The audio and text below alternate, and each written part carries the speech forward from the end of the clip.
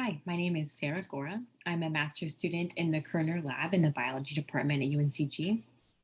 I'm super excited to share with you a little bit about my research, looking at how plant traits respond to new nitrogen addition treatments in the tallgrass prairie ecosystem. So my study is really under this broader context of what are the potential effects of global change, or what are the effects of nitrogen pollution specifically on plants.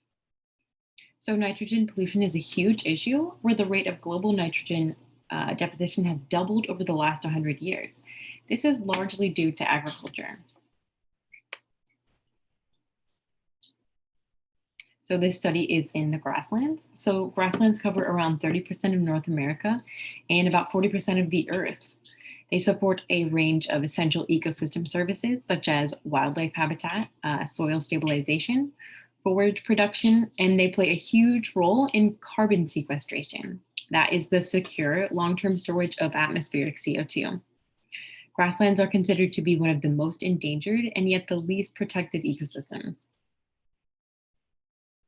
So understanding how plant traits respond to nitrogen deposition is a critical piece in predicting consequences of global change, where trait expression is the mechanism that links organismal response to ecosystem function. Overall, my research question focuses on understanding how chronic nitrogen additions influence plant traits in the tallgrass prairie, with really more of a focus on those below ground traits. This study is in the tallgrass prairie at the Konza Prairie Biological Station in Kansas. So Konza is part of this long-term ecological research network where research is built upon this legacy of long-term effects. I collected whole plant samples in 3 long-term experimental sites there, Change, NutNet, and Peaplots.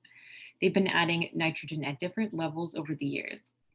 My treatments were 2.5 grams of nitrogen, 10 grams, 20 grams of nitrogen, and then 0 grams was used as my control. So over the course of 3 months, I collected 5 common grass and blorb species: Dicynthelium eleganthes, Ambrosia xylostachya, Solidago missouriensis, Andropogon gerardii, and Sorghastrum nutans. So for all 5 species, I collected 10 above ground plant traits. An example of that would be plant height or above ground biomass. And then I collected 6 below ground traits. So for example, specific root length and maximum root diameter. So all traits were collected on the same individuals so that trait responses could be linked. In summer of 2021, above ground trait measurements, those were taken in the field in Kansas. And then the soil cores of those roots were collected and taken back to the lab, where those roots were then washed, dried, and weighed. More root traits, like specific root length, were then collected through root image processing software. Both above and below ground plant tissues were then sent to Kansas State University for percent nitrogen, percent carbon traits. So to analyze our trait data, we ran a mixed model ANOVA to see if plant traits were changing in response to nitrogen additions. So we found that all above ground traits were responsive in nitrogen additions in at least one species. So this graph is showing an example of trait responses to nitrogen. Species is along that x-axis, and then leaf numbers along the y-axis. That would be the trait. So the brown boxes are the control and the green boxes are nitrogen treatment. So both the species Dicynthelium and then Ambrosia have significant p-values for the trait leaf number. So here's the table of the ANOVA results for below ground traits, with traits listed on the left here, and then they're grouped by species in columns. So interestingly, we found that long-term nitrogen additions had stronger and more pervasive effects on those above ground traits on the same individuals, with little impact on the below ground traits. So of the 6 below ground traits measured, only percent nitrogen of root tissue had significant p-values, showing an increase with nitrogen addition in all 5 species.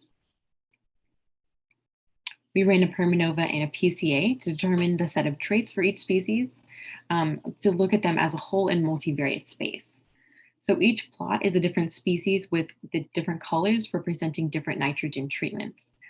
We saw that the nitrogen treatments caused significant differences in trait composition for both Dicynthelium and Ambrosia, and this was primarily driven by plant height as the #1 trait. So overall, our results suggest that below-ground traits are less responsive to chronic nitrogen addition, and thereby below-ground function may be more resistant to nitrogen additions as compared to above-ground functions. This research contributes to a more broad-scale understanding of how chronic nitrogen addition influences trait dynamics in that tallgrass prairie, with implications for how we understand carbon sequestration response to global change and for how we approach trait-based ecology.